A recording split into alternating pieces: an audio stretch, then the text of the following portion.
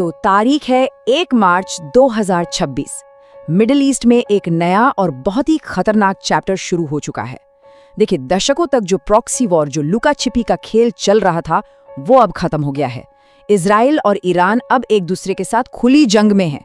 जो कभी सोचा भी नहीं जा सकता था, वो अब हकीकत बन चुका है। तो शैडो वॉर अब खत्म हो चुकी है।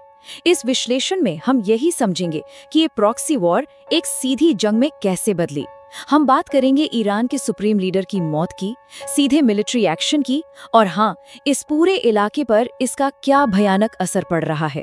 ये सारी जानकारी जो हम दे रहे हैं, ये पूरी तरह वेरीफाइड सोर्स पर आधारित है। चलिए तो शुरू करते हैं उस खबर से जिसने इस चिंगारी को सच में आग में बदल दिया। ईरान के supreme leader Ayatollah Ali Khamenei मारे जा चुके हैं। देखिए, ये कोई मामूली घटना नहीं है। आयतुल्लाह खामेनेई 1989 से ईरान के शासक थे। मतलब देश के मॉडर्न इतिहास में सबसे लंबे समय तक राज करने वाले नेता।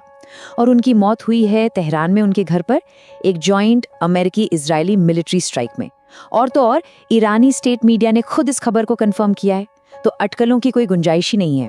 ईरान ने क्या किया? उन्होंने 40 दिनों के राष्ट्रीय शोक का ऐलान किया है।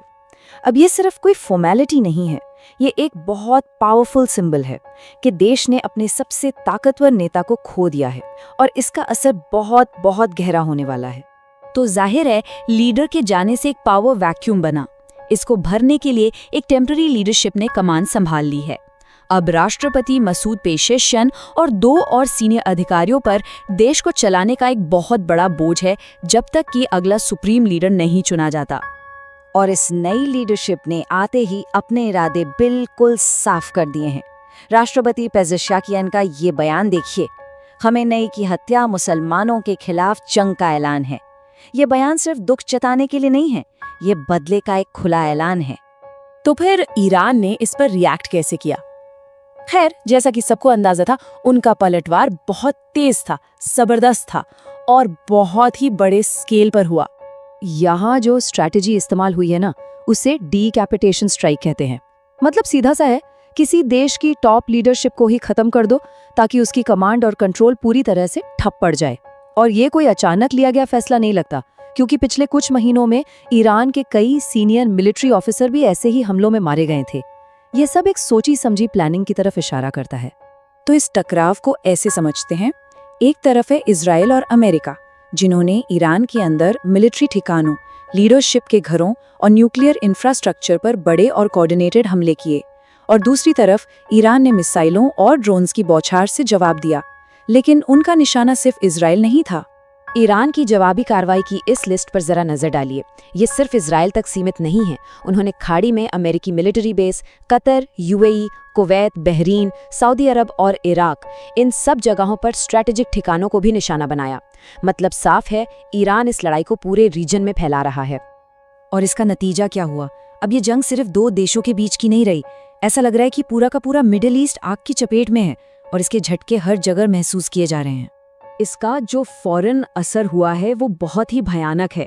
बेरूत, दुबई और रियाद में फ्लाइट्स कैंसिल हो गई हैं। खाड़ी का पूरा एयर स्पेस बंद है। कई शहरों से आम लोगों के इंफ्रास्ट्रक्चर पर हमले की खबरें आ रही हैं और कई देशों में सेना हाई अलर्ट पर है। पूरा मिडिल ईस्ट एक तरह से पैरालाइज हो गया है।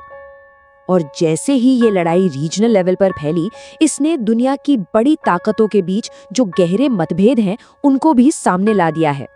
अब हर कोई अपनी साइड चुन रहा है। ये स्लाइड दुनिया के इस बंटवारे को बिल्कुल साफ साफ दिखाती है।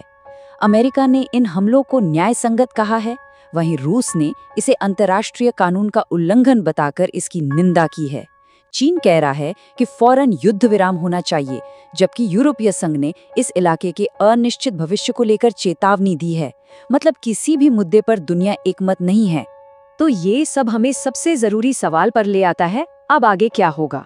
ये जो अभूतपूर्व जंग शुरू हुई है, ये यहाँ से कौन सा मोड़ ले सकती है? अब देखिए, अहम सवाल ये नहीं है कि जंग होगी या नहीं, जंग तो शुरू हो चुकी है। असली सवाल अब ये है कि ये जंग कितनी दूर तक जाएगी और कहाँ जाकर रुकेगी। दांव पर बहुत कुछ लगा हुआ है। तो मोटे तौर पर देखें तो आगे के 3 रास्ते दिखते हैं। पहला, तनाव और बढ़ेगा, मतलब दोनों तरफ से मिलिट्री हमले और जवाबी हमले जारी रहेंगे। दूसरा रास्ता है कंट्रोल्ड डी-एस्केलेशन, मतलब यूनाइटेड नेशंस या शायद चीन की मदद से सीज फायर के लिए डिप्लोमेटिक बातचीत शुरू हो। और तीसरा, जो कि सबसे खतरनाक रास्ता है, एक बड़ा रीजनल वॉर, जिसमें मिडिल ईस्ट और उसके बाहर के देश भी ऑफिशियली इस जंग में कूद पड़ें। तो ये कहानी अभी खत्म नहीं हुई है। सच तो ये है कि ये वो पल है जब मिडिल ईस्ट में इतिहास को दोबारा लिखा जा रहा है। आगे का रास्ता क्या होगा ये कोई नहीं जानता, बस ये पता है कि वो अनिश्चित और खतरनाक है और पूरी दुनिया सांस रोककर देख रही है कि अगला कदम क्या होगा।